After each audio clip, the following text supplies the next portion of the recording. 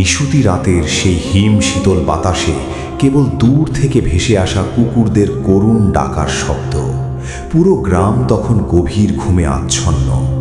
গ্রামের শেষ মাথায় পুরনো শ্মশান ঘাটের ঠিক কোল ঘেঁষে দাঁড়িয়ে থাকা সেই জং ধরা পুরনো লোহার কলপাটটা দিনের বেলায় যেমনই দেখাক না কেন, রাত নামলে যেন অন্য রূপ নেয়। গ্রামের বুড়োরা বলে ওটা নাকি 1 শতাব্দীর পুরনো চাপকল। বহু বছর ধরে কোনো সুস্থ মানুষ রাতের বেলা ওই পথে পা বাড়ায়নি।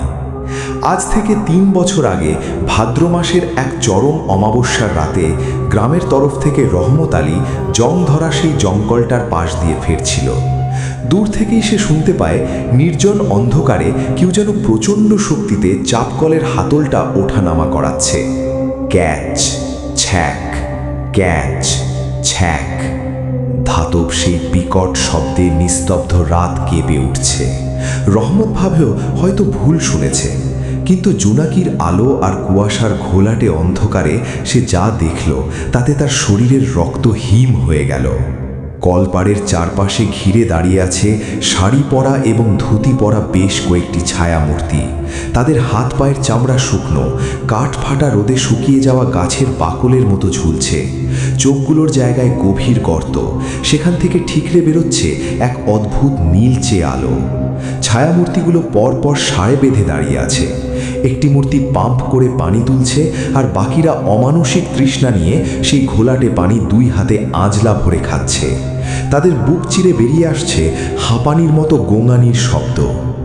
রহমত বুঝতে পারল এরা সাধারণ কোনো জীব নয়। দশকের পর দশক ধরে তৃষ্ণার্ত অবস্থায় কোনো এক অজ্ঞাত অভিশাপে আটকে থাকা একদল বিদেহী আত্মা। ঠিক তখনই মূর্তিগুলোর মধ্যে একটি ধীরে স্থিরে ঘাড় ঘোরালো। 180 ডিগ্রি ঘুরে যাওয়া সেই খুলির গর্তে ফুটে উঠল রক্তবর্ণের চাহনি। হাত উঁচিয়ে রহমতের দিকে ইশারা করতেই যেন হাওয়া বন্ধ হয়ে এলো তার। এরপর রহমত কিভাবে বাড়ি ফিরেছিল সে তার নিজেও জানে না। পরদিন সকালে তাকে কলপাড়ের কাছেই অজ্ঞান অবস্থায় পাওয়া যায়। মুখ দিয়ে ফেনা উঠছিল। আজও গ্রামে রটনা আছে।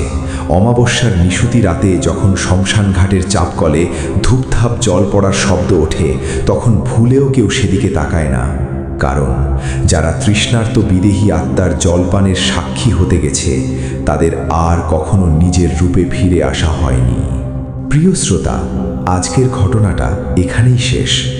আপনার চারপাশেও কি ঘটছে এমন কোনো অলৌকিক বা গা ছমছমে ঘটনা? নিশুতি রাতের এই ছায়াগুলো হয়তো আপনার দরজায় কড়া নাড়ার অপেক্ষায় রয়েছে। আমি এসএসসি সিয়াম সরকার আপনাদের সাথেই ছিলাম আজকের এই গল্পে। আজকের গল্পটি আপনাদের কেমন লাগলো তা নিচে কমেন্ট করে জানান, এবং ভিডিওটি ভালো লাগলে একটি লাইক দিয়ে বন্ধুদের সাথে শেয়ার করুন। আর নিশুতি রাতের এমনই সব রোমাঞ্চকর ও ভৌতিক গল্পের নিয়মিত আপডেট পেতে এখনই নিশাচর হরর ওয়ার্ল্ড চ্যানেলটি সাবস্ক্রাইব করে বেল আইকনটি প্রেস করে অল নোটিফিকেশন অন করে দিন। আপনার জীবনে ঘটা কোনো সত্যি রহস্যময় অভিজ্ঞতা যদি আমাদের চ্যানেলে উপস্থাপন করতে চান, তবে ডেসক্রিপশনে দেওয়া ইমেল আইডিতে আপনার গল্পটি লিখে পাঠিয়ে দিন। পরবর্তী কোনো ভয়াল রাতে হয়তো শোনা যাবে আপনারই গল্প। সবাই ভালো থাকবেন, সাবধানে থাকবেন, কারণ অন্ধকার কখনোই একা আসে না। সাবধানে থাকবেন, কারণ অন্ধকার কখনোই একা আসে না।